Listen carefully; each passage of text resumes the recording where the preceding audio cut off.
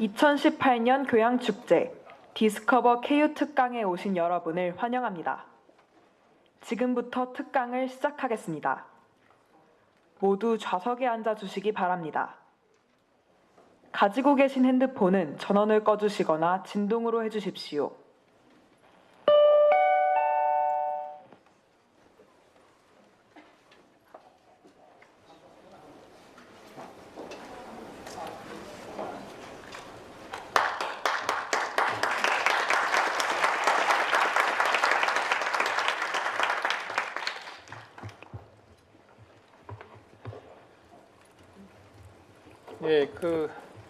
여기 주최 측에서 강사를 소개해 주나 했더니 안 해줘서 제가 스스로 소개를 하겠습니다. 여기 저를 모르는 분도 일부 있을 것 같아서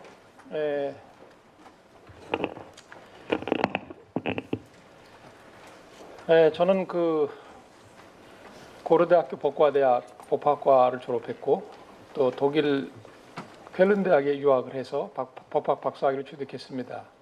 그 후에 국립경북대학교에서 교수직을 조금 하다가 고려대학교 법과대학에 와서 지금 법학전문대학원까지 헌법학을 가르치고 있습니다. 그리고 최근에는 이제 우리 젊은 대학생들을 위해서 핵심 교양 강좌도 맡아서 진행하고 있습니다. 오늘 제가 강의 제목으로 잡은 거 여기 뒤에 써 있죠. 헌법재판소는 과연 민주주의의 수호자인가?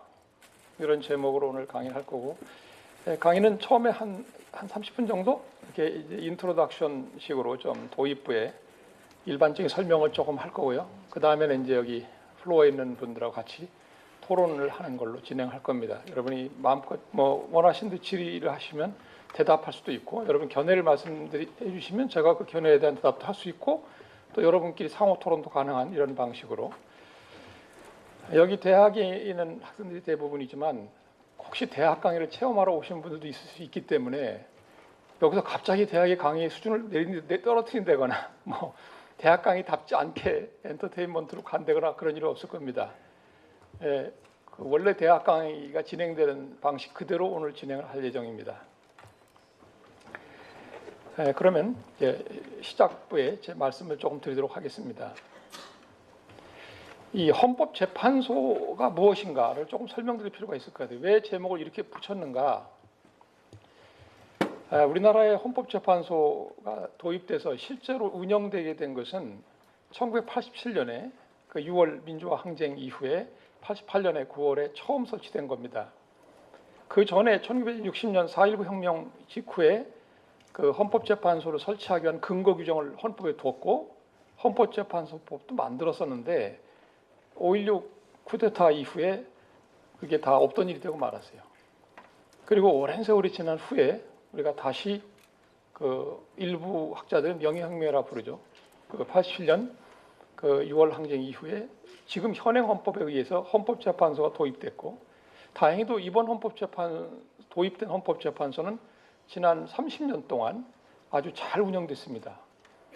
금년이 딱 30년째예요. 그죠? 2018년이니까 세계사적으로 봐도 독일이 1950년대 초반에 독일 연방헌법재판소를 설치한 이후에 큰 성공을 거둬서 독일이 아주 자랑하고 있죠. 자기들의 헌법재판소가 세계에 수출하는 상품 중에 거의 가장 수위에 해당되는 거다 이렇게 말할 정도인데, 우리 헌법재판제도도 지금 여러 나라에 사실 수출되고 있습니다.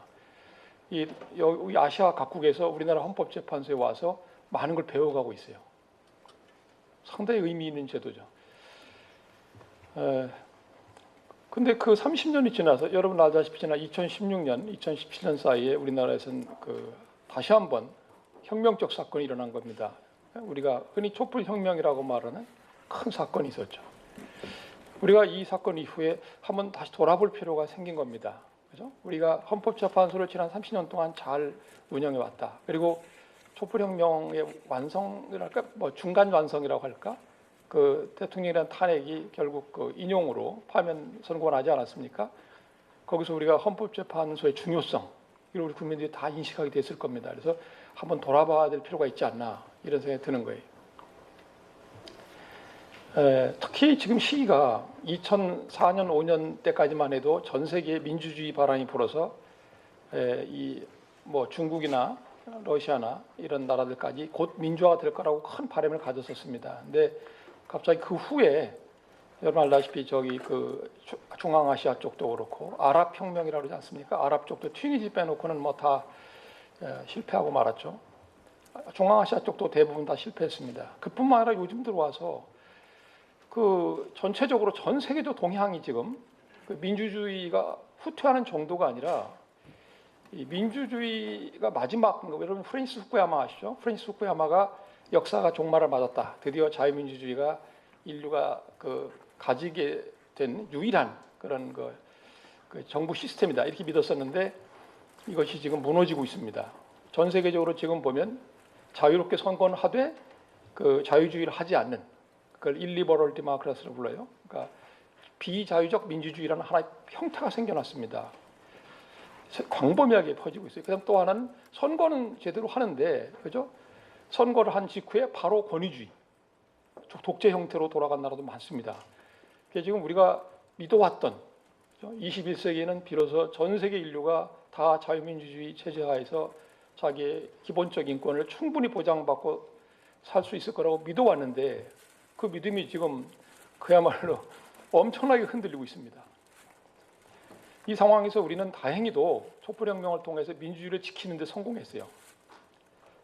그게 지금 어떻게 보면 전 세계적으로 보면요, 유럽에 있는 독일 같은 나라, 그다음에 한국의 이 아시아의 한국 같은 나라, 이 나라들이 어쩌면 뭐 그 이 민주주의를 지키는 등대 같은 역할 이렇게 됐습니다.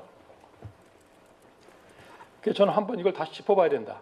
무슨 얘기냐면 한국의 헌법재판소가 지난 촛불혁명 때 보여준 것 같은 그런 그 민주주의를 수호하는 역할을 앞으로도 계속 할 수 있을 것인가? 계속 할 수 있도록 하기 위해서는 무엇이 과연 필요한가? 이 부분을 우리가 논의를 해봐야 한다. 이런 생각이 듭니다. 조금만 더 거슬러 올라가서 얘기하면 헌법재판제도가 전 세계적으로 보면 크게 2개 모델 또는 3개 모델로 얘기합니다. 원래 과거에는 이제 헌법하고 법률 사이에 그렇게 상하관계도 인정하지 않았고요. 또 이 국회 법률을 법원에서 재판을 해서 무효화한다는 건 생각을 못했습니다. 그건 되게 이상한 일 아닙니까? 그죠? 우리 국민이 선거를 통해서 대표인 국회의원들을 선출해서 국회를 구성했단 말이에요. 그리고 프랑스의 시민 대혁명 이후에 나온 루소의 일반 이론에 따르면 그 국민의 일반 의사, 그죠? 국민이 수렴한 일반 의사가 법률이 되는 거기 때문에 이 법률을 어떤 다른 국가기관이 심사를 한다? 이 자체가 넌센스인 겁니다. 왜냐하면 국민의 주권이 반영된 대표기관의 의사이기 때문에 대표의사는 꼭 국민의 의사란 말이죠. 그러니까 그거를 사법기관에서 어떻게 심판을 하냐고, 심지어는 무효를 선언한다? 정말 이상한 겁니다. 이 자체가 굉장히 이상한 거예요. 그리고 이런 제도는 생각할 수 없었는데 여러분도 잘 아다시피 미국에서 1803년에 마버리 vs 메디슨 사건이라고 있어요. 마버리 대 메디슨이라는 사건이 있었는데 그 사건에서 미국 연방대법원이 과감하게 법을 확인하고 선언하는 것은 사법부의 원래 기능이다라고 하면서 자기들이 미국 연방대법원에는 법률을 무효인지 합헌인지 위헌인지 유효인지 무효인지를 판단할 권한이 있다고 선언한 겁니다. 그러니까 미국은 연방헌법에 그 근거가 없어요. 근데 미국의 연방대법원이 단지 그냥 사법권이 법원에 배정된 권한 규정을 근거로 위헌 법률 심판을 하겠다 나온 겁니다. 이게 세계 최초의 사실은. 근데 이거는 미국은 그냥 대법원에서 한 겁니다. 그죠? 대법원에서 하다 보니까 그 밑에는 고등법원, 주법원도 미국은 있죠. 연방제니까. 근데 어쨌든 대법원, 고등법원, 지방법원 이렇게 내려가는데 모든 법원이 다 그러니까 법률이 헌법 위반되는지 여부를 판단해 볼 수 있는 거고 최종적으로는 결국 대법원에서 확정하는 거다 식으로 돼버린 겁니다.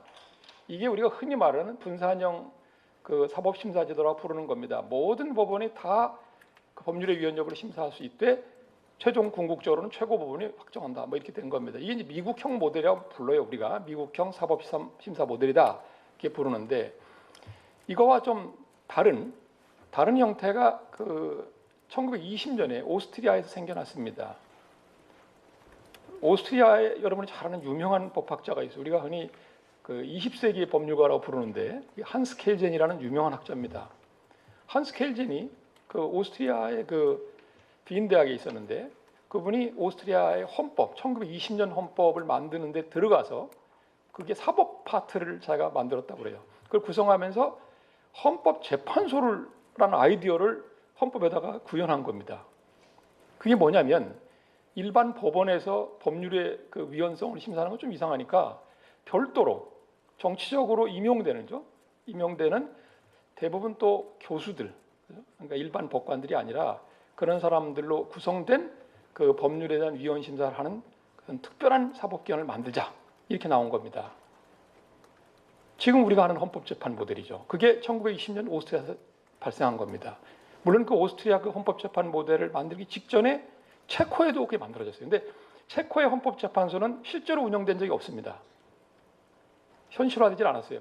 규정만 했지. 근데 오스트리아 헌법재판소 모델은 실제 가동이 됐습니다. 근데 이 가동이 뭐 얼마 안 돼서 나치가 등장하는 바람에 크게 이렇게 영향을 못 미치고 말았어요. 근데 이 오스트리아 모델이 크게 이제 세계적으로 영향을 미치게 된 거는 2차 대전 이후에 독일이 이 오스트리아 모델을 받아들여서 연방헌법재판소를 만들어서 그렇게 된 거예요. 연방헌법재판소를 만든 이유는 독일은 여러분 다 아시다시피 그 나치 시대의 그 히틀러 정부에서 법률로 그야말로 국회가 자기의 입법권을 총통에게 양도하는 법률을 만들어서 심지어 그게 유명한 수권법입니다. 국회가 법률을 만들 권력을 총통에게 그냥 통째로 넘긴 거예요. 총통도 얼마든지 그 법률과 똑같은 효력을 가진 명령을 발할 수 있다는 식으로 그냥 의회가 자살한 겁니다. 그러니까 유명한 1933년도의 수권법이라는 건데 그런 식으로 했을 뿐만 아니라 그 후에 무수하게 많은 법령 또 엉터리 사법 재판들을 만들어 가지고 여러분 다 아실 겁니다. 독일은 나치 시대에 그 사형에 처한 게 3만 5천 명이나 돼요, 무려. 그 한 10년 정도에 엄청난 거죠. 인민법원이라는 특별재판소를 만들어서 거기서 처형한 거면 5천 명이 넘습니다. 그렇기 때문에 독일은 2차 대전 이후에 절대 이런 일이 있어서는 안 되겠다. 그죠? 헌법을 철저히 수호할 수 있는 국민의 그 자유와 인권을 보장할 수 있는 정치기관 외에 별도의 어떤 헌법 수호기관이 있어야겠다. 해서 만들게 된 게 이제 헌법재판소고 이 헌법재판소에는 아주 광범한 권한을 줬습니다. 위헌법률 심판만 준 게 아니라 국민 개인이 기본권을 침해당하면 바로 헌법재판소 올 수 있는 헌법소원제도도 만들고 그다음에 정당해산 그 권한도 있고 그다음에 국가기관 간의 다툼이 발생해 이게 권한이 내 거냐 싸움이 나면 그걸 결정해주는 권한쟁의도 들어오고 아주 광범한 권한을 부여한 헌법재판소를 만들었던 건데 이 독일의 헌법재판소도 대단히 성공했습니다. 아까 말씀드린 것처럼. 그래서 우리가 이렇게 말해요. 1920년, 1차 세계대전 이후에 1920년도에 만든 그 오스트리아 같은 게 있고 2차 대전 이후에 그 전에 저지른 그 추축국들 알죠? 우리 2차 세계대전에 그 추축국을 형성했던 그 인권을 좀 뭐 침해했던 국가들 독일이나 이탈리아가 만듭니다. 1950년대쯤에 그런 나라들이 있었고요. 그 다음에 헌법재판소가 많이 들어오게 된 게 1970년대 중반입니다. 여러분 여기 아는 학생들 알겠지만 그 제3의 민주주의 물결 뭐 이런 거 있죠, 그죠? 세밀 헌팅턴이라는 교수가 쓴 책도 있지 않습니까? 그 영향인지 1970년대 중반에 스페인하고 포르투갈에 헌법재판소가 생겨났습니다. 그게 이제 어떤 의미에서 헌법재판소 창설의 두 번째 물결이죠. 첫 번째 물결이 2차 대전 직후에 독일, 이태리라면 두 번째 물결은 아마 그 스페인이나 포르투갈 뭐 이런 나라들일 겁니다. 그리고 세 번째 헌법재판소가 많이 발생한 게 언제냐면 1980년대 말 90년대 초중반이에요. 그때 무슨 일이 벌어졌죠? 동유럽이 붕괴됐습니다. 그리고 그 소비에트 위성 국가들이 다 떨어져 나왔죠. 독립했습니다. 그때 그 나라들에서 헌법재판소가 많이 생기게 됐어요. 우리나라는요. 88년에 생겼으니까 아마 그때 비슷한 거죠. 그죠? 아마 비슷할지도 모릅니다. 군사 독재를 벗어나면서 우리가 헌법재판소를 만들었기 때문에 우리도 어쩌면 그 동구라파가 민주화 혁명 이후에 헌법재판소를 만들었던 그 그룹에 속하는지도 모릅니다.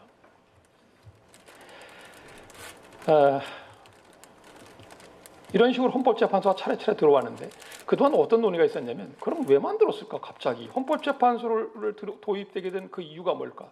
우리는 흔히 그렇게 말하지 않습니까? 제가 말씀했죠. 과거에 자기네 정권이 저지른 잘못이 있기 때문에 헌법을 수호하기 위해서 또 민주주의를 수호하기 위해서 이런 독자적인 별도의 아주 집중적인 사법심사라는 별도의 기관을 만들었다. 이렇게 우리가 흔히 말하는데 요 최근에 그 비교 헌법을 하는 학자들은 재미난 얘기를 하기 시작했습니다. 헌법재판소가 그렇게 발생하게 된 이유는 그 사람들이 본 건 이거예요.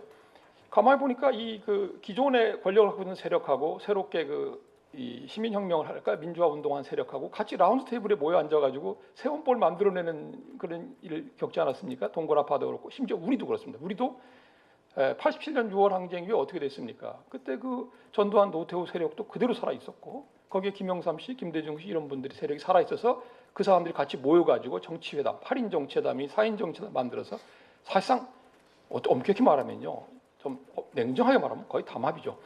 그래서 헌법을 만들어낸 겁니다. 우리 현행 헌법은 문제가 많아요. 사실은 우리는 그냥 그게 6월 항쟁 이후에 민주화를 가져온 헌법이니까 그저 좋은 헌법이라고 생각하고 있는데 그렇게 좋은 헌법은 아닙니다. 잘 만든 헌법은 아니에요.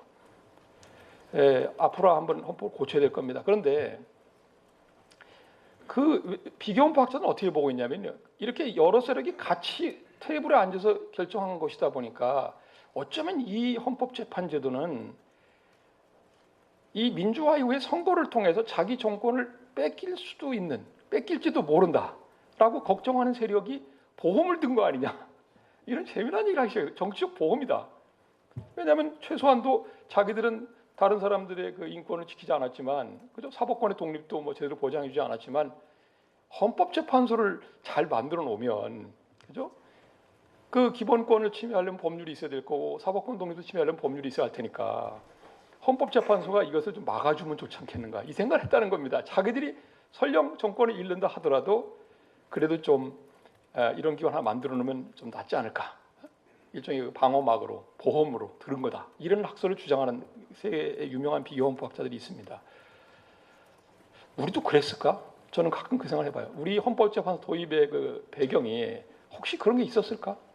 근데 아닐 것 같습니다. 우리나라는. 제가 그 87년 현재로 돌아가 보면 이게 아마 민주화 운동했던 세력은 60년 이후 헌법에 있던 헌법재판소를 못 해본 거 하고, 그 다음에 그때 헌법재판소를 설치하지 못한 이후에 계속 수십 년 동안 우리나라의 헌법재판제도는 거의 휴면기관화, 사문화됐습니다. 하나도 못했어요.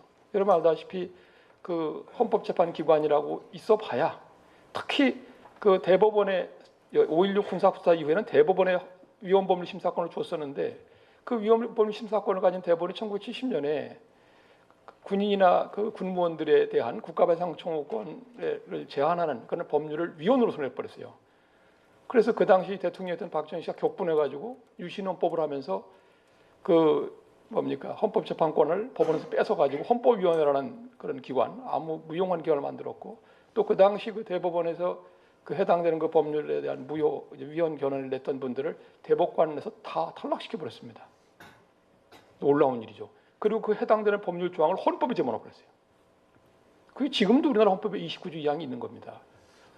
거의 어처구니가 없는 거죠. 아니, 국가 최고법원이, 위헌법률 심사권을 가진 최고법원이 위헌 무효라고 선언한 법률 조항을 그대로 헌법에다 옮겨놓는다? 이거 분노할 일이죠. 어떤 학자들은 이걸 헌법적 폭거라고 그럽니다. 저는 폭거라는 말도 너무 잘해준 것 같아. 그냥 코미디 같은 거죠. 터무니없는 거. 저거 비슷한 거예요. 우리 옛날에 그 이승만 자유당 시절에 4.45 입개헌이라고 말하는 거 비슷한 거죠. 그것도 얼마나 터무니없습니까, 그죠? 그 비슷한 거죠. 그래서 그 후에 대법원에서 뺏어서 헌법위원회에 뒀는데, 그때 이후로 72년 이후에 87년까지 단 한 건도 위헌법률 심사를 한 예가 없습니다. 한 건도 없어요. 그렇기 때문에 87년에 우리나라 그 정치인들이 도저히 안 되겠다, 법원에 이걸 줘가지고는 앞으로도 할 가망이 없다. 그러니까 그 60년 헌법 때 해보려고 했던 거, 못했던 거, 그 헌법재판제도를 한번 해보자, 이렇게 된 것 같습니다. 그리고 또 하나, 그럼 왜 여당은 보험이라면 모르는데 왜 받아들였을까? 그때 전두환 노태우 시세력에서 그걸 받아들인 까닭은 아마도 이게 뭐 제대로 되겠는가, 이런 생각을 가졌던 것 같습니다. 이거 만들어 봐야 잘 안 될 거다. 실제로 잘 안 됐습니다. 실제로 그 헌법재판소 처음 만들어 놓으니까 사건이 하나도 안 되었던 동안 그런 말도 합니다. 그 당시 헌법재판소 재판관들이 그 마케팅을 하러 다녔다는 말도 있어요.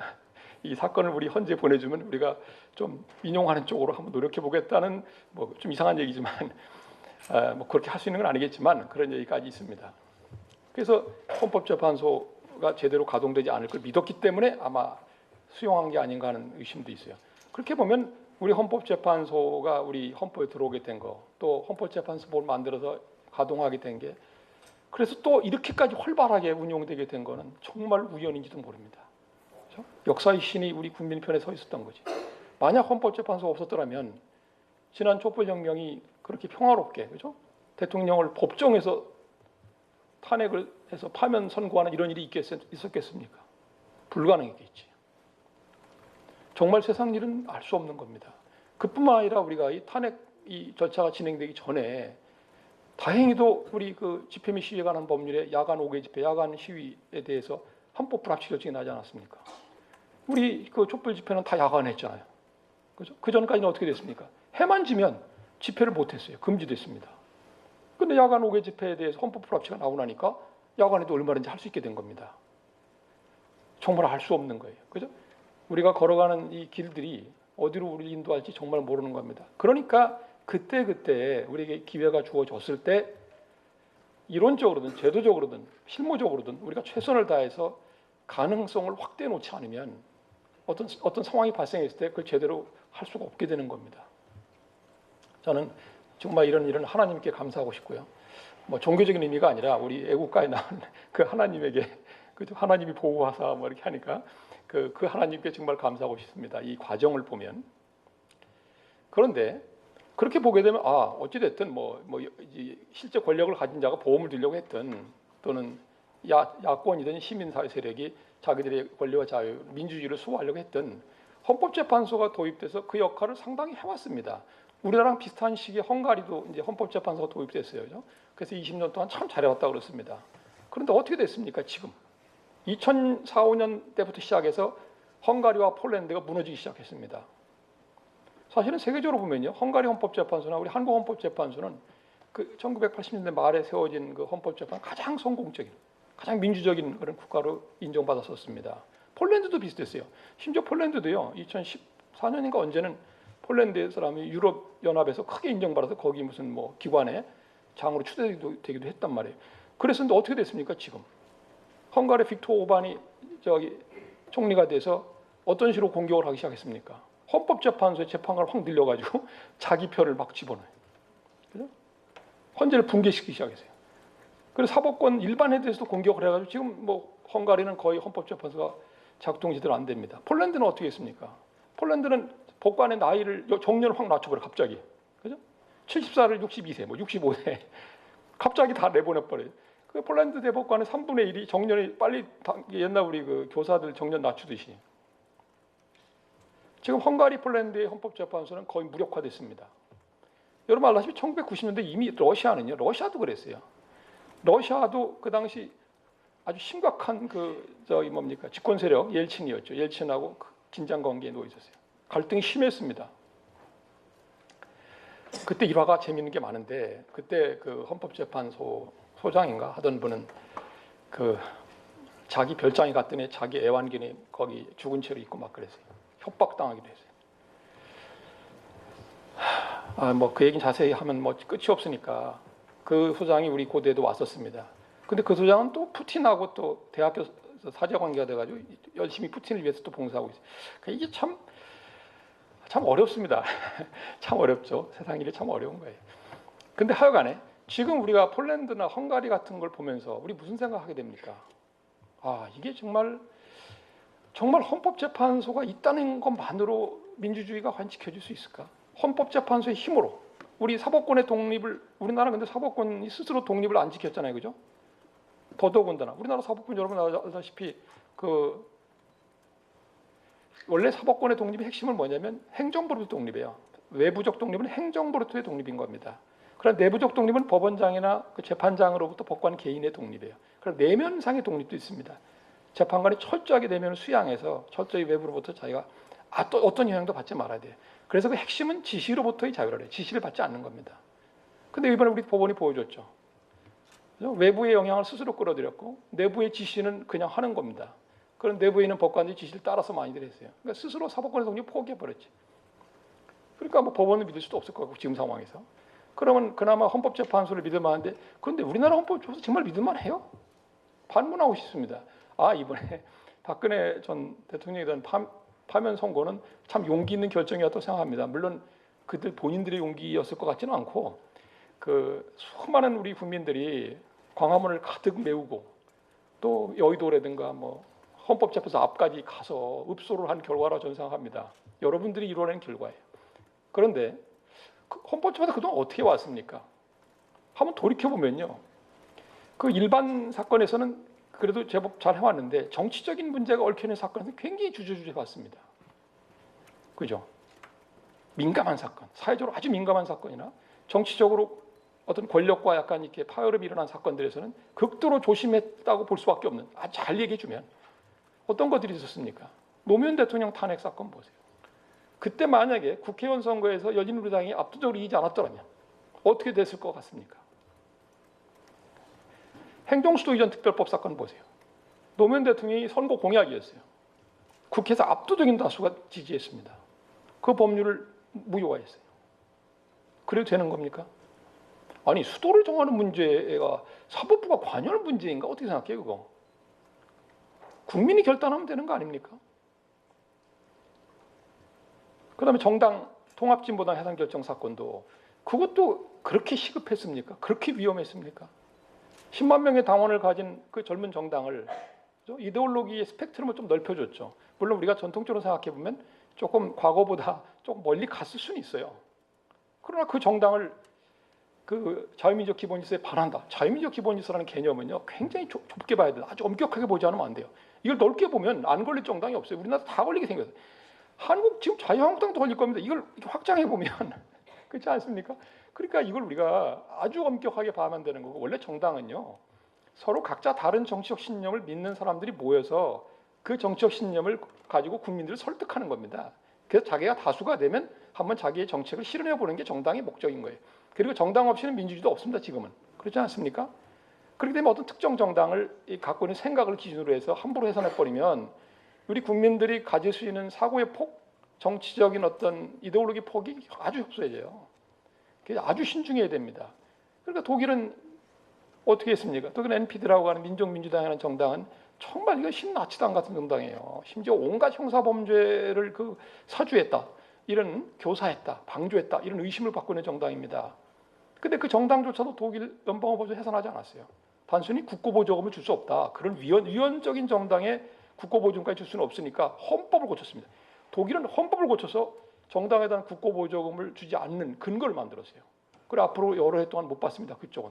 사실 정당이 국가로부터 자금 보조를 못 받으면 이제 약해지죠. 점점 약해서 페이드어웨이 될 겁니다. 서서히.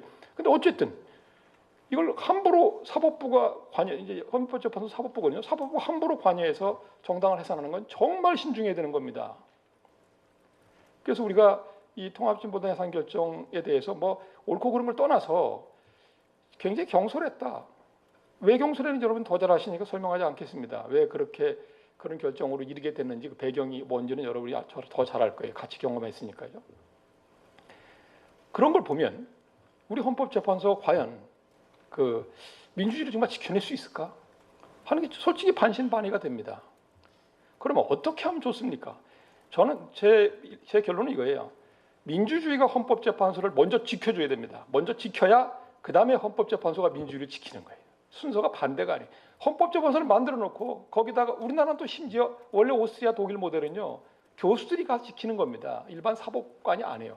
왜 그러는 줄 아세요? 여러분 왜 동북아파라든가 뭐 포르투갈, 뭐 스페인 이런 데가 헌법재판소를 창설했을 때 거기에 재판관들을 교수들이 많이 집어넣었어요. 왜 그랬습니까?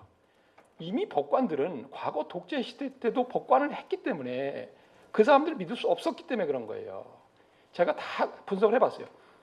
지금 보면요, 그 성공한 민주화, 그러니까 민주화를 완전히 100% 성공한 국가는 대부분 재판관들이 이 헌법 교수들이 많이 들어가요. 일반 교수나 뭐 시민 대표들이요. 그리고 이 민주화가 반쯤 된, 반밖에 안 되는 나라는 대로 거의 법관들입니다.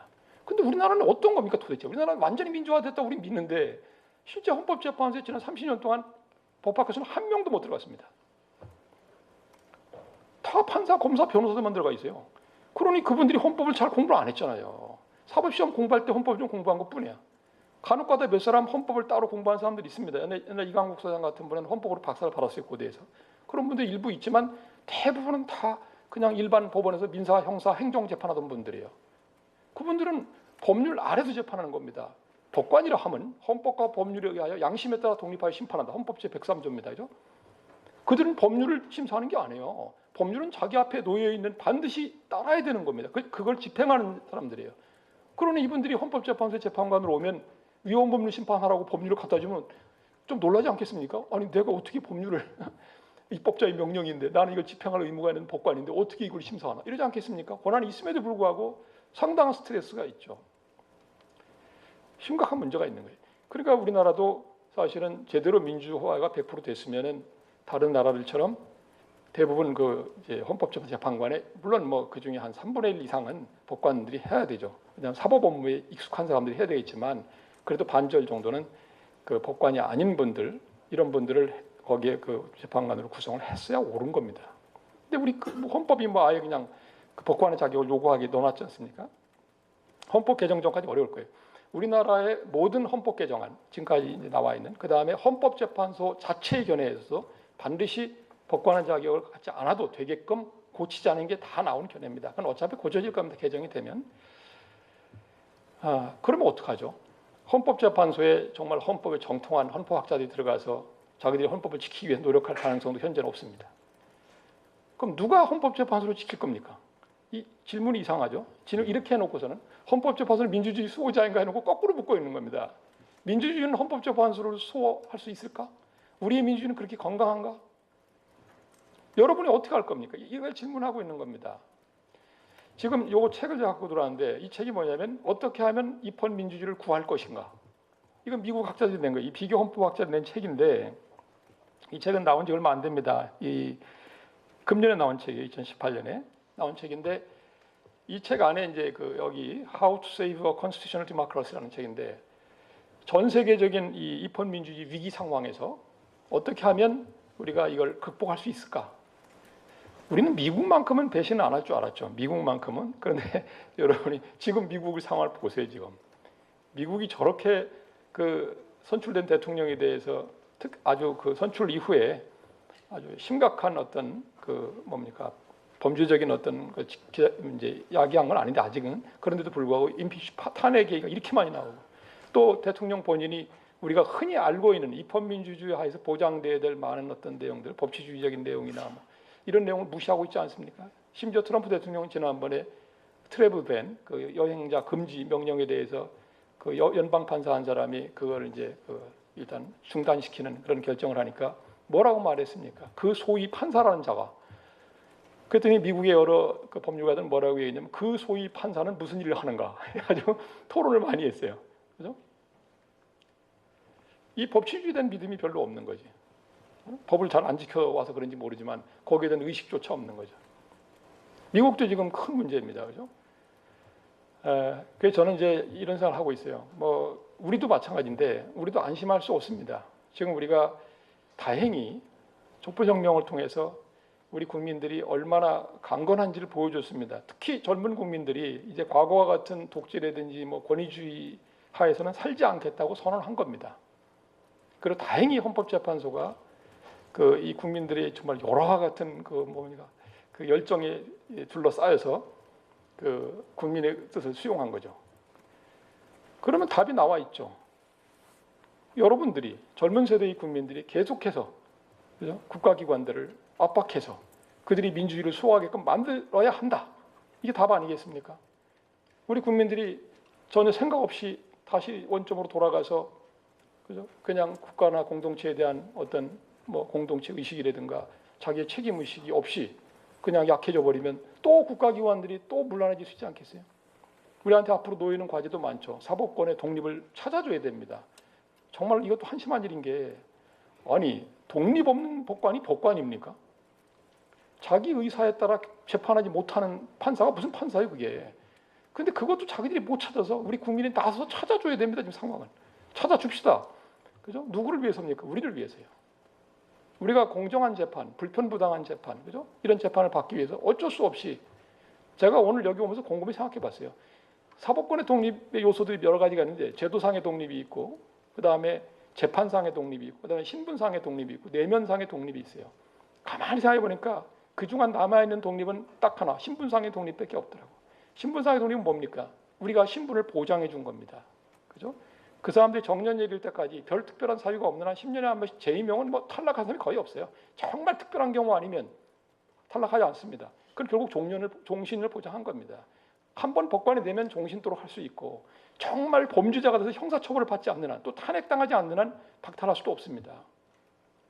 이렇게 철저히 보장해주고 있어요. 그 다음에 그분들이 중간에 그만두고 나가서 뭐 전관 의혹을 받아가면서 뭐 돈을 벌지 않아도 그대로 쭉 근무하다가 나가면 연금으로 충분히 살 수 있습니다. 우리는 법관들의 신분을 철저히 보장해줬습니다. 그죠? 국민이 해준 것만 남아있어. 자기들이 해야 될 일. 그죠? 상부로부터 지시를 거부해야 되고 말이죠. 외부 행정부나 입법부가 간섭하면 그걸 거부해야 되고 이런 건 제대로 안 하고 국민이 해준 것만 그것도 과잉으로 그렇지 않습니까? 지금 법원에 있는 차관급만 160명이에요.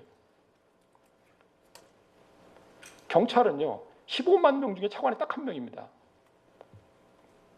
그런 과잉의 대우를 받고 있습니다. 그렇게 된 이유는 또 뭐죠? 저 군사정부 시대에 그 법관들을 특별히 대우를 한 거예요. 일부러 판사들, 검사들. 이것도 바뀌어야 됩니다. 그렇다면 그럼 국민한테 조금이라도 미안하면 그죠? 그런 과잉의 대우를 그 돈 다 어디서 나오겠습니까? 국민의 주머니에서 나오는 거예요. 세금으로 다 해주는 겁니다. 그러면 좀 고맙게 생각하고 자기들이 스스로 해야 될 부분, 그죠? 재판상의 독립, 내면상의 독립, 그죠? 외부 국가기관으로 자기를 독립시키는 제도적인 독립을 확보하고 싸워줘야지. 지금도 그렇습니다. 똑같아. 지금도 가만히 있잖아요. 어떻게 그럴 수가 있습니까? 우리 젊은 국민들은 계속 이렇게는 살 수 없다고 일어나서 촛불혁명을 일으켰는데 그러면 법관들은 자기들이 알아서 촛불혁명을 못 일으키겠으면 뭐 프레시혁명이라도 일으키든지 뭘 해야 될 거 아니에요. 아니 저는 이런 부분도 심각한 문제가 있다고 생각합니다. 심각하다. 결국 그 부분도 국민들의 몫이라는 생각이 들고 그래서 저는 이 결론은 이겁니다. 결국 결론은 뭐냐면 헌법재판소라는 특별한 사법기관이든 일반적인 사법기관이든 이 사법부가 국민의 자유와 권리를 지킬 의무를 지고 있으나 그들이 만약에 독재라든가 권위주의라든가 강력한 스트롱맨들의 압력을 받으면 결국 붕괴돼요. 폴란드도 대법원장이 나서 저항을 했지만 다 붕괴됐습니다. 그죠? 그러니까 결국 그리고 그렇다고 우리가 국회를 믿을 수가 있습니까 지금? 그리고 어떻게 하면 좋을지 모르겠어요. 여러분이 이제 지금부터 여러분 논의를 해줘야 돼. 지금부터 여러분은 과연 이 상황을 우리가 어떻게 앞으로 봐야 될 것이냐. 헌법재판소와 사법기관 다 통틀어서 우리 국민들이 어떻게 해야 과연 이 헌법재판소 사법이 우리 민주주의, 우리의 자유, 그죠? 우리의 인권 이런 것을 지키는 쪽으로 노력할 수 있게끔 만들 수 있는가, 그죠? 이런 걸 좀 토론해줬으면 좋겠습니다. 여기서 제가 지난번 국제학술에서 얘기했던 부분의 그 쟁점 목록을 쭉 읽어보니까 이건 좀 얘기하기 좀 어렵겠더라고. 여기 전문적으로 들어가면 어려울 것 같고 여러분의 생각을 한번 좀 가감 없이 좀 듣고 싶습니다. 우리 보통 때 수업하듯이 좀 자유롭게 손 들고 한번 얘기해 보세요. 아마 이런 쪽으로 좀 하면 좋겠다, 그죠? 이런 걸 좀 노력해야 되겠다. 이런 게 있으면 여러분이 좀 이렇게 얘기해 주면 좋겠습니다. 헌법재판소에 국한하지 말고, 그죠? 우리 대한민국의 사법이 자기들의 본래 임무를 수행할 수 있도록끔 우리 국민들이 어떻게 좀 이걸 도와주면 좋겠나. 근데 사법감시, 시민참여연대 이런 것들 있지 않습니까? 꾸준히 모니터링도 한다든가 아니 이런 여러 가지가 있을 수 있습니다, 그죠? 한번 질문도 좋아요. 여러분이 일단 금방 의견을 얘기하기 어려우면 질문해도 좋습니다. 자, 지금 좀 자유롭게 질문을 하든지 의견을 말하든지 해주기 바랍니다. 손 들어보세요. 거기 주세요. 마이크를. 그 마이크 주세요. 그 헌법재판소 합헌 판결 중에 위헌 정족수 5대 4인 경우에는 거의 대개 곧 있으면 위헌 판결 나는데 교수님께서는 그게 대충 위헌 정족수가 6이면 좀 민주주의 발전이 좀 더뎌진다고 보시나요? 그게 이제 우리나라 헌법재판소 헌법에 보면요. 그러니까 위헌법률 심판, 법률이 위헌이라는 결정 정족수라든지 탄핵 심판 결정 정족수나 이런 거 있죠. 정당 해산도 그렇죠. 이게 대개 이제 그 위헌을 확정하는 그런 정족수는 3분의 2로 돼 있어요. 근데 우리가 이제 헌재 재판에 9명이잖아요. 그다음에 그 6명이 돼야만 되는 거죠. 그죠? 6명 이상이 돼야 되는 6명을 포함해서 그 이상이 돼야만 위헌 결정이 납니다. 독일은 8명으로 돼 있어요, 헌법가. 그죠? 그런데 거기 과반수로 돼 있어요. 그러니까 거기 과반수가 되면 4대 3 안 되잖아요. 그죠? 거기는 이제 그러니까 5대 3이 돼야 되죠. 재미나게 구성을 했죠. 그래 조금 다르지만. 근데 이런 경우가 있죠. 우리가 보면은 헌법재판소가 정말 우리 문제에 대한 마지막 발언권이 있는가? 그죠? 그렇지는 않습니다. 우리가 그동안 겪어보면요. 헌법재판소가 합헌 결정해도 합헌 결정했다고 다시 그 소를 제기 못하는 게 아니에요. 얼마든지 할 수 있습니다. 우리가 헌법소원 심판 청구를 했다가 헌재가 법령에 대한 헌법소원을 했습니다. 어떤 법률이 위헌이다, 기본권을 침해한다 이렇게 냈을 때 지금 양심적 병역법도 비슷한 거예요. 그죠? 병역법상에 뭡니까? 정당한 사유가 아닌데 소집에 응하지 않으면 이제 병역법 위반으로 처벌하는데 그 조항이 위헌무효다, 양심의 자유를 침해한다. 내지 않았습니까? 근데 합헌 결정했어요. 그럼 또 낼 수 있습니다. 근데 그 종래 보면 이런 사건이 여러 가지가 있어요. 그죠? 간통죄 사건 때도 여러 번 이렇게 왔다 갔다 하지 않았습니까? 그 심지어 안마사 자격에 관한 것도 비슷했고. 근데 이런 사건을 보면요. 되게 처음에는 이제 압도적으로 이제 그 합헌이 나죠. 그죠? 그러다가 좀 시간이 지나면서 이제 그렇게 보면 재판관은 서서히 이제 눈을 뜨는 거지. 그죠? 이 문제를 점점 의식하게 되고 점점 많은 이야기를 듣게 되면서 균형 감각을 찾는 거예요. 그래서 점점 줄어들기도 해요. 그러니까 뭐 처음에 6대 3으로 합헌이었다가 그다음에 5대 4로 합헌이었다 이렇게. 그다음에는 이제 드디어 6대 3으로 이제 뒤집어지기도 하고 뭐 이렇게 되지 않습니까? 근데 저는 이렇게 생각해요. 근데 이거를 그 9명이라 그런 겁니다. 9명이라. 5대 4로 위헌하기는 좀 이상하지 않아요? 어때요? 아슬아슬 한 표 차인데 과반수로만 위헌 결정하게 한다면 우리 대표기관인 의회의 결정을 갖다 무효화시키는데 사법기관이 겨우 한 표 차로 무효화시키는 건 조금 어떻습니까? 기분이 좀 안 좋지 않아요? 좀 곤란할 것 같지 않습니까? 그러니까 독일이 8명을 한 거예요. 그럼 5대 3이 되니까 표차가 나지 않습니까? 그래서 우리나라는 심지어 이제 이런 경우도 있었습니다. 5대 4가 되면요. 좀 이상한 현상이죠. 헌법재판소 재판 9명 중에 5명이 위헌이라는데 4명이 합헌이라면 합헌 결정을 내야 돼요. 6명이 안 되니까. 그죠? 그러니까 옛날에 우리 헌재는 어떻게 했냐면 너무 곤란하니까 위헌이라고 결정할 수 없다라는 결정을 했어요. 위헌 불선언 결정입니다. 되게 희한하죠. 그러다 나중에 헌재가 정신을 차려서 이건 아니구나. 헌법과 헌법재판소법에 6명은 돼야 위헌을 결정할 수 있어. 종족수 규정이 딱 있는데, 그죠? 그걸 그렇게 이상한 표현을 쓸 필요가 없는 거죠. 그냥 이제 합헌 결정이 되게 된 거예요. 헌법 위반되지 않는다 이렇게 된 거죠. 근데 여러분은 그런 생각을 갖고 있을 거예요. 아니 국민의 의사가 바뀌고 세상이 변경되고 있으면 헌재재판관이 과반수만 돼도 이걸 좀 바꿀 수 있게끔 이렇게 정족수가 바뀌어야 되지 않느냐 이런 생각 할 수도 있는데 저는 조금 약간 위험하다는 생각이 좀 듭니다. 그죠? 왜냐하면 우리나라가 운영하고 있는 게 현재 일단 대의제 민주주의고 국민의 의사를 국회에서 오랫동안 국회에서 법률 하나 만드는데 한 2년 정도 1년에서 2년 걸립니다. 굉장히 오래 걸려요. 오랜 토론을 거쳐서 결정을 해서 이제 법률을 만들어 놨는데 그걸 그때 계속 이제 헌재에 가가지고 헌재에서 흔들리면 곤란하기 때문에 이거는 이제 보기 나름인데 5대 4로 할 거냐 6대 3으로 할 거냐 결정하기 나름입니다. 근데 저는 딱 한 표 차이로 그 헌법재판소가 법률을 위헌으로 결정하게 하는 건 좀 곤란하다는 생각이 들고요. 제 견해는 독일처럼 좀 바꿨으면 좋겠어요. 좀 이 숫자를 좀 헌재 재판관의 숫자를 근데 독일은 1부 8명, 2부 8명입니다. 총 16명이에요. 우리도 그런 식으로 좀 나눠서 더 많이 사건을 할 수 있게 하고 그 다음에 그렇게 정도 되면 하여튼 5대 3은 돼야 되니까 2표 차 정도 나야 위헌이 되니까 어느 정도 이 시스템이 맞지 않나. 근데 현재 시스템에서는 5대 4로 하는 결정은 지금 그 권한쟁의밖에 없어요. 권한쟁의. 그 국가기관 간의 권한쟁의나 국가나 지방자치 권한쟁의가 발생하면 거기는 5대 4로 결정합니다. 그래서 또 큰 문제가 발생해요. 권한쟁의도 보면요. 법률로 결정된 내용 때문에 권한쟁의가 발생할 수가 있어요. 그럴 때 위헌법률 심판을 위헌으로 무효로 날리려면 법률을 위헌 무효로 날리면 위헌법률 심판에서는 6대 3이어야 되는데 권한쟁의에 가서 똑같이 법률을 가지고 다투는데 그걸 인용할 때는 5대 3은 되기 때문에 문제가 발생한 겁니다. 이제 그죠? 정족수가 이상한 안 맞는 거 이거. 이래도 되는가? 원래 법률을 위헌으로 선언할 때는 3분의 1은 있어야 한다고 특별히 헌법에 만들어 놓고서 권한쟁의에는 그런 규정이 없다 보니까 5대 4가 돼버려요. 이 모순 때문에 헌법재판 논란이 많았고 여러 가지 얘기인데 그 정도만 얘기하는 문제가 있다는 거. 어쨌든 정족수는 우리가 결단하면 됩니다. 현재는 헌법 조항이기 때문에 법률을 못 바꿔요. 하려면 다음에 헌법 개정할 때 우리 국민들이 좋다. 헌법재판소 재판관 하여튼 그 과반수면 믿을 수 있다. 이게 우리가 이렇게 결정을 한다면 근데 그렇게 쉬울까? 그러려면 저 같은 헌법학자가 헌재에 많이 들어가야 돼. 일단 그게 전제돼야 됩니다. 헌법을 공부한 많은 학자들이 헌재에 들어가야 그들이 국민의 편에 서서 그죠? 아주 엄격하고 순수한 사법 논리를 넘는 차원에서 문제를 보고 판단할 수 있게 돼야 되는 그게 전제돼야 될 것 같아요. 헌법재판소 구성에 있어서 국민이 충분히 대변될 수 있는 그런 기관 구성한 후에 그다음에 과반수라도 우리가 만족한다, 믿을 수 있다 이렇게 돼야 됩니다. 그렇게 안 하고 지금식으로 해버리면 저는 안 된다고 생각해요. 지금 상태는 곤란하다. 됐죠? 그 정도면 됐습니까? 예, 또 질문이나 뭐 의견 있으면 말씀하세요.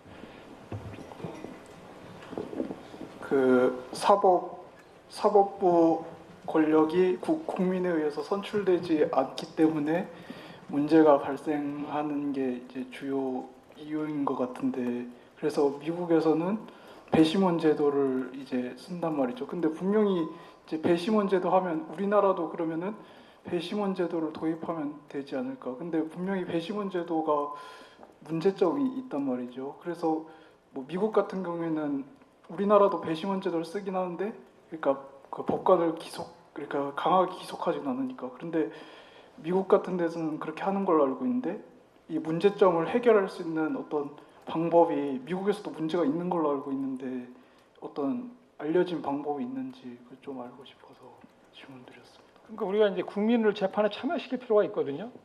우리가 이제 일반적으로 오해가 있는데 그 재판이 오로지 법관만으로 이루어져야 한다는 건 좀 오해입니다. 왜 그러냐면 이런 것도 있어요. 법률이라고 하는 것이 누구에 의해서 만들어집니까?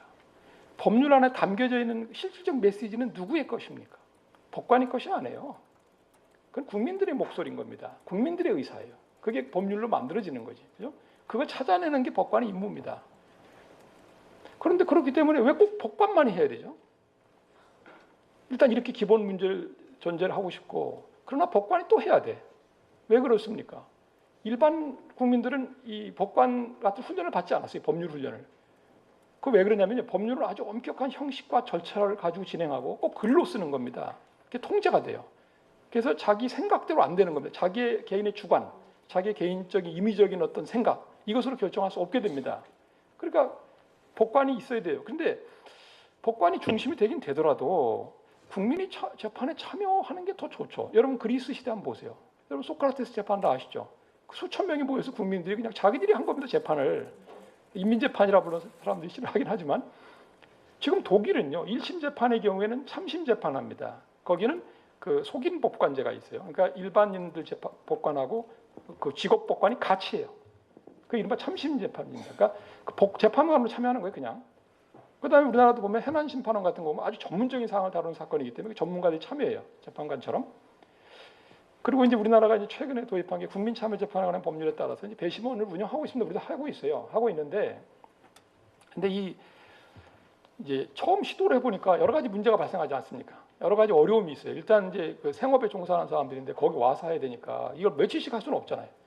그럼 또 이 사람들을 출퇴근 시켜주면 더 없습니다. 왜냐면 잘못하면 나갔다가 이 여러 가지 이제 심의의 비밀이 나갈 수도 있고, 또 잘못하면 또 외부의 압력도 받을 수 있고, 또는 주변에 여러 가지 무슨 척탁 같은 것도 있을 수 있고 곤란하지 않습니까?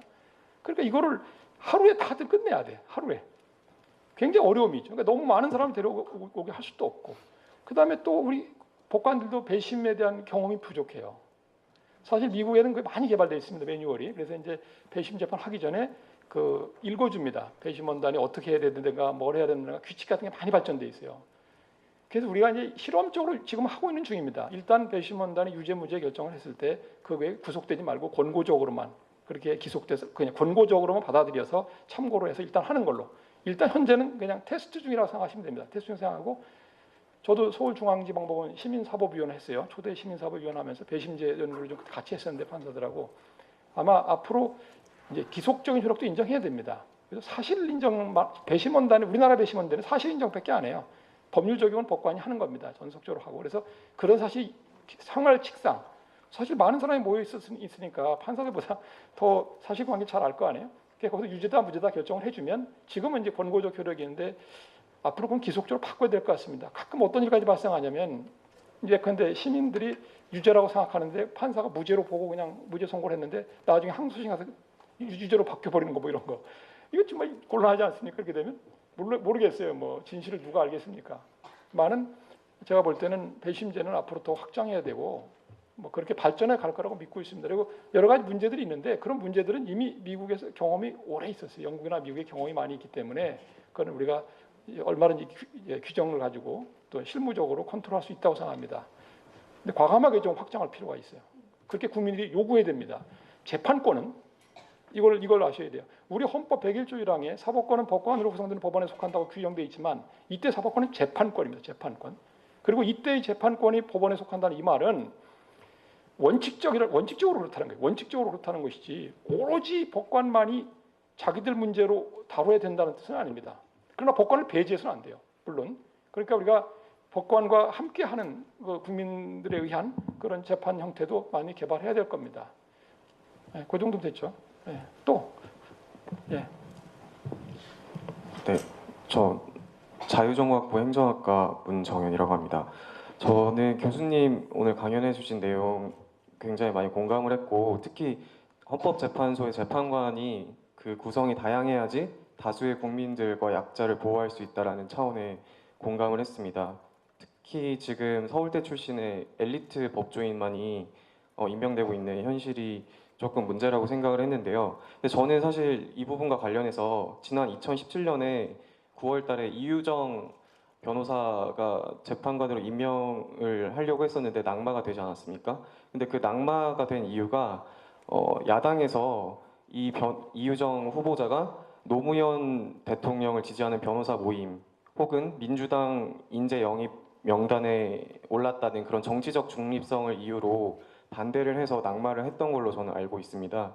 근데 저는 사실 교수님 말씀드리면서 우리나라 헌법재판소 선출할 때 9명을 선출할 때 3명은 대통령이 임명하고 3명은 대법원장이 임명하고 3명은 국회에서 선출하는데 대법원장도 사실상 대통령이 임명을 하는 거고, 그러면 여당의 역할까지 생각을 한다면 사실상 7명의 재판관을 대통령의 수중에 따라서 좌지우지 될 수 있는 그런 지금 대통령 중심의 그 임명 제도가 문제가 있다라고 생각을 하는데, 만약에 정치적인 중립성을 떠나서 어쨌든 지금 이유정 후보자도 그 현 문재인 대통령의 정치적 성향과 비슷한 사람을 임명하려고 했던 거 아닙니까? 그래서 저는 야당의 지적이 사실 헌법재판관의 다양성 측면에서도 정치적 중립성이 담보되지 않으면 사실상 헌법재판소가 그 대통령의 수중에 따라서 좌지우지될 수 있는, 그래서 폴란드와 헝가리 사례처럼 그렇게 민주주의가 와해될 수 있는 그런 계기가 될 수 있지 않을까라는 측면에서 사실 그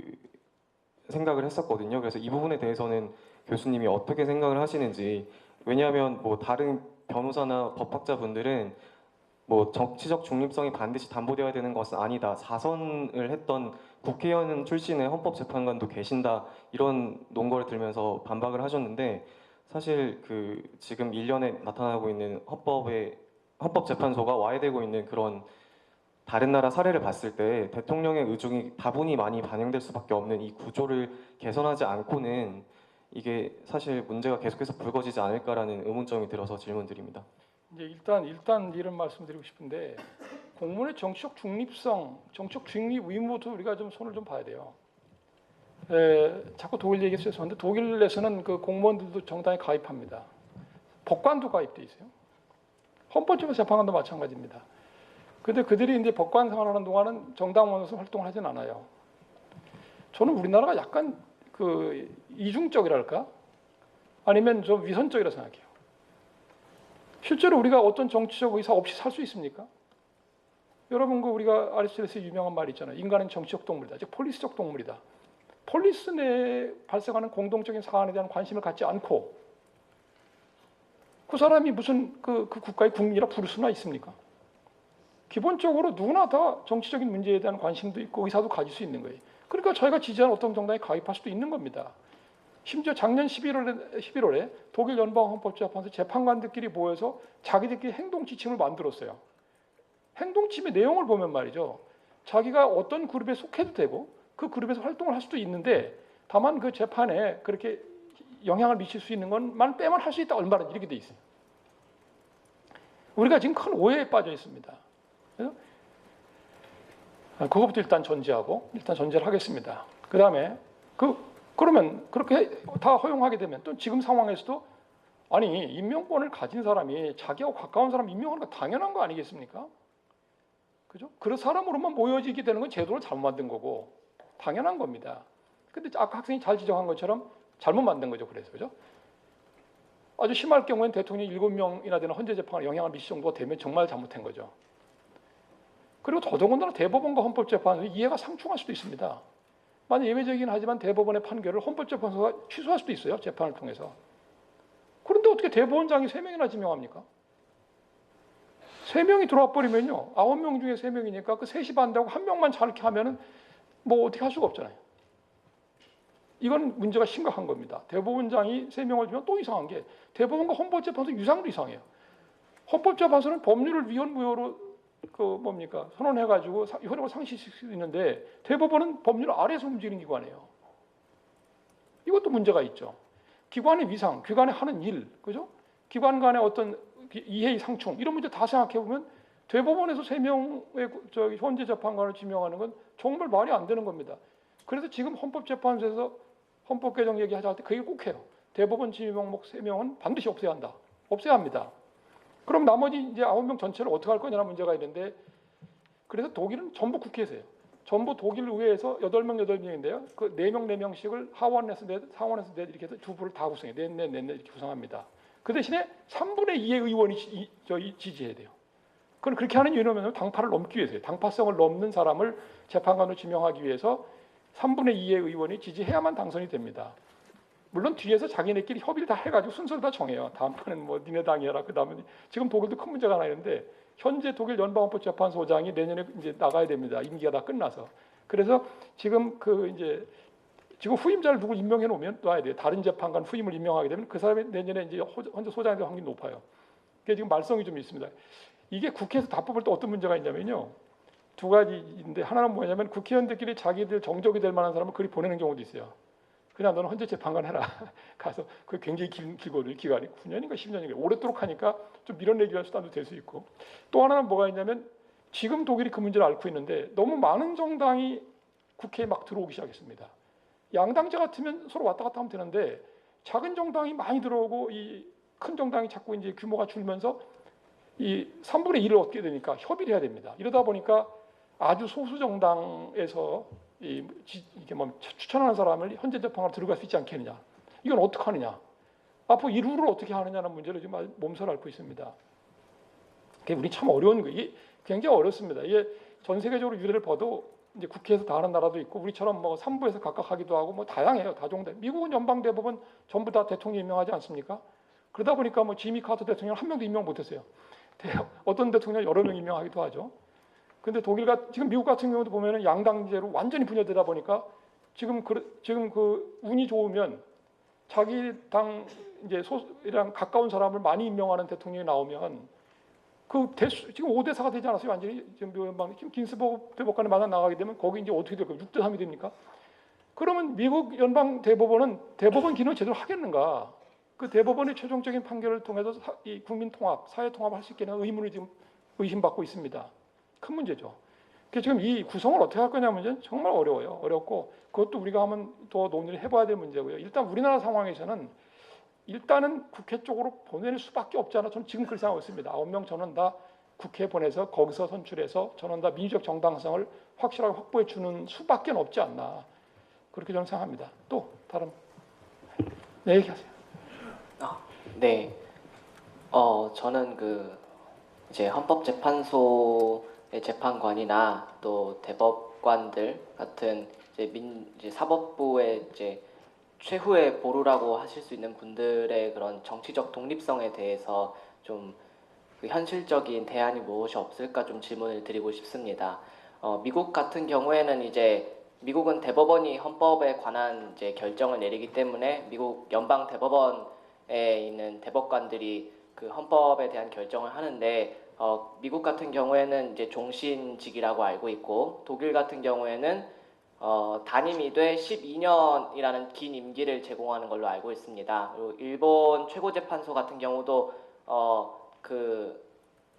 이제 일본의 일종의 대법원이면서 동시에 헌법 재판의 기능을 하고 있는데 정년을 70세로 이렇게 규정하고 있다고 알고 있는데 우리나라는 연임 규정을 두고는 있지만 대체로 6년이라는 임기를 마치고 한번 이제 되게 많이 인사가 변경이 되는 걸로 저는 생각을 하는데 현실적으로 보았을 때 대법관들이나 아니면 그 헌법재판관들이 6년의 임기를 마치고 나서도 이후에 법조인으로서 어떤 또 법조계 어른으로서 계속해서 활동을 지속해야 하는데 그것이 그 나중의 기간에 의해서 재임하고 있는 6년의 영향을 받을 것이라고 저는 우려가 됩니다.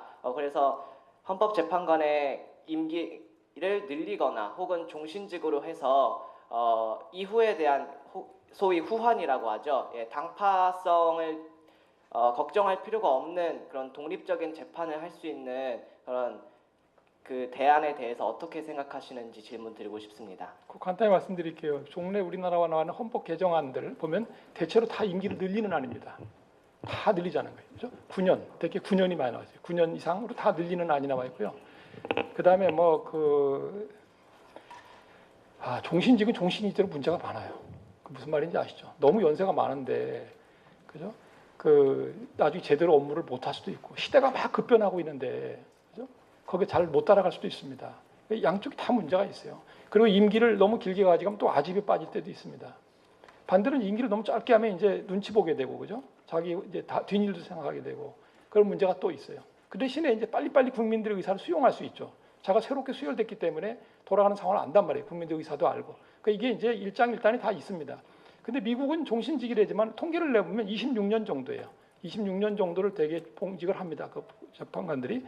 그럼 너무 길다고 봐요. 미국에서 지금 26년. 지금 세상이 얼마나 빨리 돌아가는데 26년 동안 유지된단 말입니까? 이게 어렵단 말이에요. 그래서 우리도 큰 고민을 하고 있습니다. 근데 종신제보다는 우리나라 상황 현재는 임기제를 좀 늘려서 그렇게 하는 쪽이 대체적인 견해입니다. 또 다른 좀 많은 학생이 얘기하면 좋을 건데. 제 말씀하세요. 네, 그 국제학부 1사학번 김지우입니다. 이제 많은 분들이 정치적인 영역에서 어떻게 헌법재판소 그리고 판결이 전반적으로 발전해야 되는지 많은 의견을 제시해 주셔서 저는 논의의 중점을 정치에서 사회로 한번 확장해 보면 어떨까 하는 생각을 했어요. 이제 저번 주에 한독 국제학술대회를 하지 않았습니까?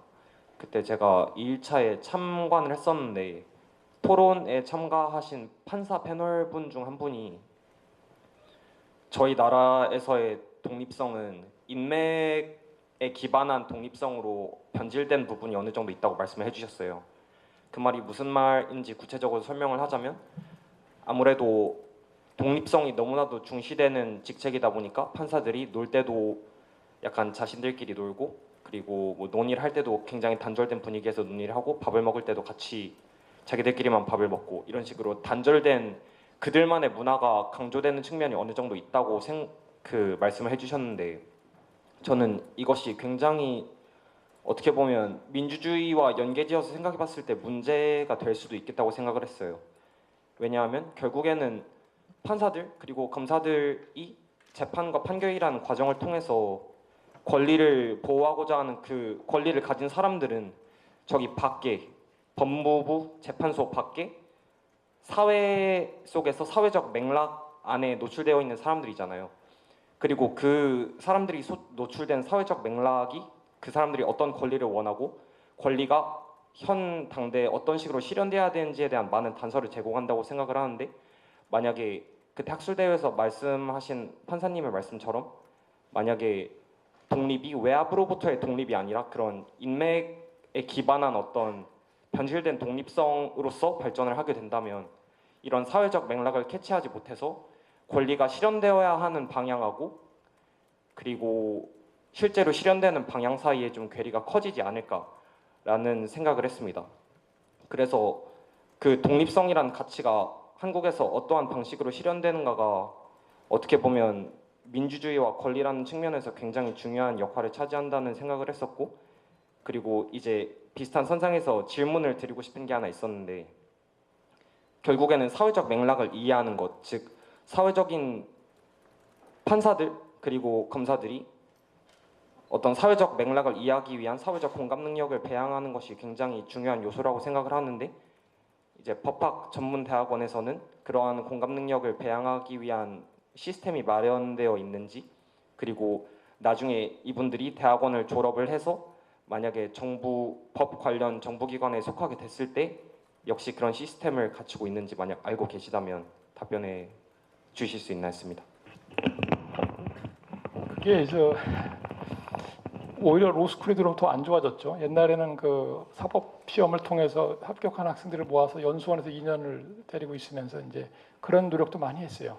콘서트장도 데려가고 뭐 이것저것 그동안 공부하느라고 구경 못한 것도 구경시키고 같이 영화도 보러 가고 그래서 얼마나 효과가 있었는지 모르지만 노력을 했고 또 법과대학을 4년 다니면서 거기서 여러 가지 또 학생들하고 실험을 할 수 있었습니다. 그죠? 법철학도 가르치고 법사회학도 가르치고 뭐 또는 일반 교양 과목도 많이 하고 근데 로스쿨 3년짜리를 해보니까 이 3년 안에 가르치기도 바쁜 겁니다. 법률 지식도 바빠요. 그리고 지금 로펌에서 로스쿨 학생들 되게 2학년 때 컨펌을 합니다. 빠를 때는 1학년 말에 컨펌을 해요. 운영을 할 수가 없는 상황인데 지금. 근데 이 상황에서 뭐 그 학생 데리고 자 이제 교양 수업을 좀 해볼까 그러면 학생들이 그게 귀에 들어옵니까? 지금 자기 정신 없는데 지금 심각한 문제가 심각해졌습니다. 로스쿨의 도입이 오히려 우리 법률 문화에 나쁘게 영향을 미칠 거라고 저는 믿고 있습니다. 빠른 시간에 많은 법률가를 양산해내서 여유는 생겼습니다. 좀 법률가 운용에. 지금은 그런 식의 공감 능력을 뭐 일부러 이 학계에서 교육하기는 상당히 어렵습니다. 그러니까 학부에서 본인들이 다 그런 걸 해가지고 와야 될 것 같은 생각이 좀 들고 그 다음에 또 우리가 심급제도가 있잖아요. 1심 판사는 가능한 한 좀 이 사법 경력이 법적 경력이 약하기 때문에 가능한 한 법률에 엄격하게 기속돼서 하는 게 좋습니다. 그리고 2심, 3심으로 올라가면 보통 10여 년씩 또는 20년씩 이렇게 훈련이 되어 있기 때문에 그분들은 조금 넓게 봅니다. 시야가 커져요. 그래서 이게 1심, 2심, 3심을 거치면서 바로 잡아져 가는 겁니다. 그래서 방법이 없다는 생각이 듭니다. 근데 저도 좀 이제 가능한 한 우리나라 로스쿨이 미국식 정도로라도 운영되면 좋겠어요. 근데 우리 법계가 다르기 때문에 우리나라는 대륙법계 아닙니까? 그래서 원래 법전법입니다. 법전의 체제를 잘 이해해야만 그래야만 우리가 실무를 할 수가 있는데 미국은 이제 판례법 국가죠, 그죠? 케이스에서 나오는 어떤 법률을 가지고 하죠. 전혀 다르기 때문에 우리나라 학생들이 훨씬 더 학업 부담이 큽니다. 그러다 보니까 지금 저는 어떻게 생각하냐면요, 법관도 인성이 제일 중요합니다. 법률 지식보다 훨씬 더 중요합니다. 왜 그러냐면 어떤 사실관계를 볼 때 그걸 어떻게 이해하느냐는 것도 인간에게 달려있는 문제예요. 법률 해석조차도 인간에게 달려 있습니다. 그러면 결론도 당연히 인간에게 달려있는 거예요. 그렇기 때문에 어떤 인간이 이 사법 업무를 맡게 되느냐 이걸 매우 중시해야 되는데 우리가 이런 시각이 좀 부족해요. 뭐 만족스러운 답은 드릴 수 없을 것 같고 최선을 다 해야 한다 앞으로 이렇게만 말씀드릴게요. 또 다른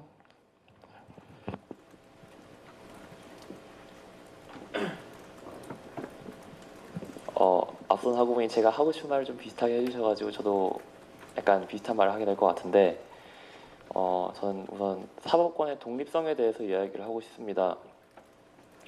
우선 제 의견은 사법권이 외부로서의 독립보다 내부로서의 독립이 먼저 가장 우선시되어야 한다고 생각합니다.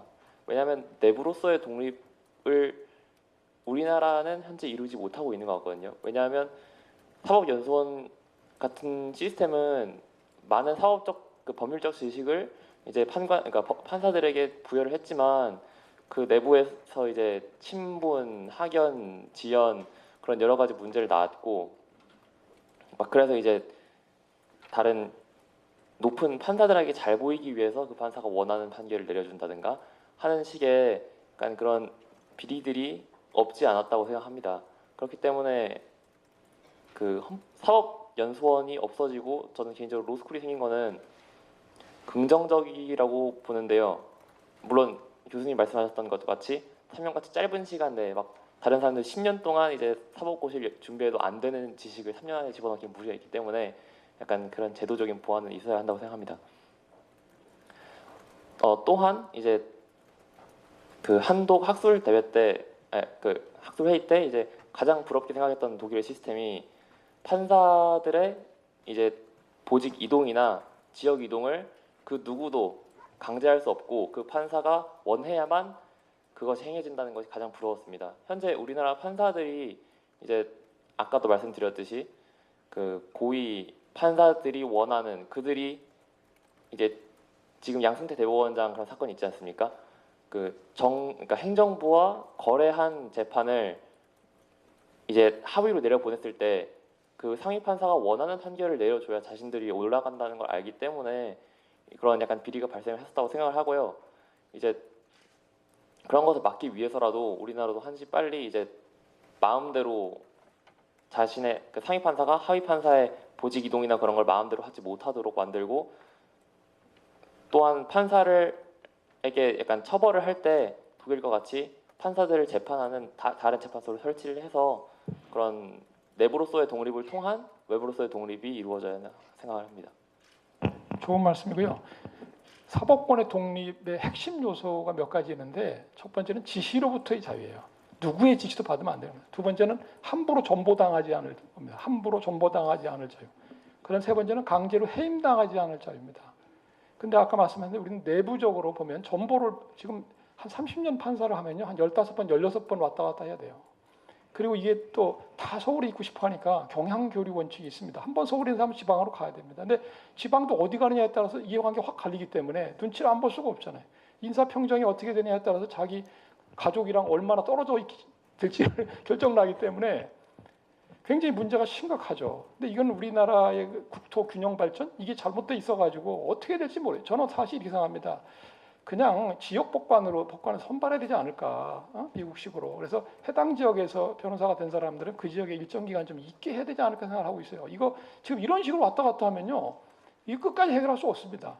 그다음에 지금 법관들끼리 서로 자기들 비리를 재판하게 되면 우리나라는 그 내부적인 신분 관계로 좀 봐줄 수 있다는 얘기 아닙니까? 그러니까 차라리 법관 징계재판소라든지 별도의 어떤 따로 법원 내에 그럼 설치할 필요가 있고, 그 다음에 제가 아까 말씀드렸죠. 사법권은 법관으로 구성된 법원에 속한다. 그 사법권은 재판권을 말하는 것이지 사법행정권은 거기에 포함되지 않아요.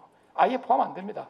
따라서 사법행정권은 법관으로 구성된 법원에서 할 필요가 없는 거고, 법관이 할 필요는 도덕은 없는 겁니다. 법관이 행정권 행사하면 큰일 나는 게, 그 법관에게는 어떤 신분상의 독립이 보장되어 있기 때문에 통제할 수가 없어요. 행정권은 통제돼야 됩니다. 왜 그런 줄 아세요? 행정권은 우리 국회의 통제를 받아야 돼요. 국회의 법률에 따라서 해야 되고요. 민주적 정당성과 민주적 책무성을 확립해야 됩니다. 그렇기 때문에 행정권을 법원에서 법관들이 하는 것은 큰 문제가 있습니다. 이 자체로 지금. 그래서 이번 기회에 완전히 사법행정권을 법원으로도 분리시키는 대로 가야지, 엉성하게 이름만 바꿔놓고 위치만 바꿔놓고 하는 식으로 하면 안 됩니다. 그 정도면 됐죠. 예. 그리고 연수원 뭐 이미 없어졌고, 그건 저도 잘 된 거라고 생각해요. 예, 또.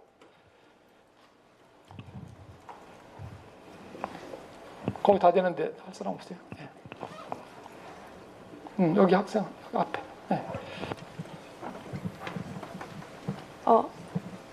저는 그냥 그 비전공자로서 제가 볼 때는 헌법재판소 자체가 조금 이상한 제도라고 생각을 많이 하고 있는데, 그 뭔가 판결문 같은 걸 읽어봐도 매년 정치 체제가 바뀔 때마다 다른 그 정치의 입맛에 맞는 말을 하거나, 아니면 그러느라고 그 민감한 사안에서도 그렇게 하고 그러느라고 이제 충돌도 많이 되고 있고, 그 판결문 그 끼리도 충돌이 많이 되고 있고, 그런데 이거를 이제 제도만 조금 바꾼다고 해서 헌법재판소를 저희가 계속 운영할 수 있을지 좀 의구심이 드는 게, 이번에 뭔가 민주주의를 수호하는데 이제 가장 성공적인 사례였던 게 탄핵 이제 이번에 재판이었다고 생각하는데, 그게 국민들이 원해서 이렇게 이루어진 거기 때문에 이제 정상적으로 헌법재판소가 작동이 돼서 그렇게 성공이 됐다고는 생각을 안 하는데, 그렇기 때문에 헌법재판소 자체의 어떤 근본적으로 완전히 이제 체제가 바뀌어야 된다고 생각을 하는데, 그럴 때 교수님이 말씀하신 대로 교수님들을 이렇게 참여시키는 것도 이제 좋은 방안이지만, 교수님 또한 이제 사실은 정치 체제에 자유로울 수 없다고, 정치적 압력에 자유로울 수 없다고 생각을 하는데 어떻게 생각하시는지 궁금했습니다. 아니 뭐 정치적 압력으로는 자유로워요. 우리는 저기 학문을 하는 사람들이기 때문에 학문의 자유가 있죠, 그죠? 교수는 진실만 말할 의무가 있기 때문에 우리가 뭐 법원에 간다 하더라도 뭐 다른 말을 할 가능성은 없습니다. 왜냐하면 불가능하기 때문에 그래요. 왜냐하면 우리가 사람들은 그렇게 오랫동안 훈련돼 있기 때문에 그냥 안 하는 거죠. 만약 정치적 압력이 있으면 그냥 간두는 거지, 뭐 거기서 그 사람들이 원하는 말을 해줄 확률은 저는 없다 해요. 확률 자체가 없다 생각해요. 왜냐하면 뭐 그런 말이 생각도 안 날 거기 때문에. 그러나 뭐 그 사람들은 되게 좀 약하지 않습니까? 그리고 또 사소한 욕심에 눈이 머는 사람들이 많다 보니까 어려운 점이 있는데, 그래서 우리가 제도를 짤 때요, 그 사람이 약할 수 있다는 걸 전제로 해야 돼. 우리 성경에도 있지 않습니까? 마음은 있는데 몸이 약해서 너희들이 그러는구나 이런 예수님 말씀도 있지 않습니까? 그러니까 마음들은 있어요. 근데 제도가 잘못 형성되어 있기 때문에 사람들이 자꾸 실수를 하는 겁니다. 그래서 실수하지 않을 수 있게끔 제도를 우리가 잘 만들어 놓아야 됩니다. 그러면 저는 이런 생각이에요. 지난 오랜 세월 동안 군사 독재가 계속되고 권위주의를 계속 하다 보니까 수많은 판사들이 사실 거기에 부역한 책임에서 자유롭지 못합니다. 근데 그 사람들만 비난할 수 있겠는가? 왜 너희들이 용기가 없었는가? 이렇게 말을 해요. 왜 너희들은 저항하지 않았는가? 너희들은 왜 같이 우리랑 길에 나와서 데모하지 않았는가? 아니 그렇게 말하면 속이 시원하죠. 그러니까 너희들은 다 감옥 가라. 뭐 이럴 수 있어요. 근데 그렇게 해서 또 해결도 잘 안 됩니다. 그렇게 한다고 해서. 그래서 저는 물론 그 과거에 잘못된 행동을 한 사람은 거의 적합한 징계를 받아야 돼. 처벌을 받아. 형사처벌이 필요하다고 생각합니다. 필요하지만 더 중요한 건 앞으로의 미래입니다. 우리가 우리의 미래를 어떻게 형성할 것인가를 좀 진지하게 고민해야 돼. 그리고 저는 여러분이 그 촛불혁명 과정에서 보여준 그 열정만으로 충분히 나라가 바로잡힐 거라고 봐요. 국민이 없는 나라는 없습니다. 그죠? 그리고 그 국민이 강한 민주적 신념을 갖고 있는데 어떻게 그 국민의 표 위에서 목숨을 유지하는 연매해가는 정치인들이 그 국민을 모른 척하고 다른 길로 갈 수 있겠습니까? 물론 독재가 이스태블리시 되면 완전히 정착돼 버리면 국민도 안 봅니다. 그러나 현재 우리나라 단계에서는 우리 국민들이 우리 의사를 분명히 뚜렷하게 드러낼 경우에 이걸 배반할 수 있는 정신은 없어요. 지금 못할 겁니다. 그러니까 여러분에게 달린 문제예요. 여러분이 앞으로 이제 국회의원 선거도 있고 대통령 선거도 있고 앞으로 선거 때마다 또는 선거와 선거 사이의 어떤 기간에도 여러분이 여러분의 의사를 여러 단체나 결사나 집회나 시위나 이런 걸 통해서 계속 발언을 해줘야 됩니다. 그래야만 우리나라 민주주의가 지켜지고 그걸 지켜본 국가기관들이 이거 잘못하면 큰일 나겠구나 생각을 할 겁니다. 그죠? 그래서 여러분의 눈치를 보게 만들어야 돼. 자기 상급자나 자기 기관장이나 또는 청와대에 있는 분의 눈치를 보는 게 아니라 우리를 먹여 살려주고 있는, 그죠? 우리에게 월급도 주고 사무실도 주고 자동차도 주고 말하자면 우리의 미래도 다 결정해주는 우리 국민들 눈치를 봐야겠구나 이런 생각이 들게끔 꾸준히 움직여줘야 됩니다. 꾸준히. 그죠? 그렇게 하면은 여러분은 더 나은 미래를 가질 수 있게 될 겁니다. 자, 이제 수업 시간이 다 돼서 오늘 여러분 참여해 주셔서 대단히 고맙고 그러면 정말 감사합니다. 또 다음 시간에 뵙도록 하겠습니다. 네. 교수님 감사합니다. 다시 한번 교수님한테 큰 박수 부탁드리겠습니다.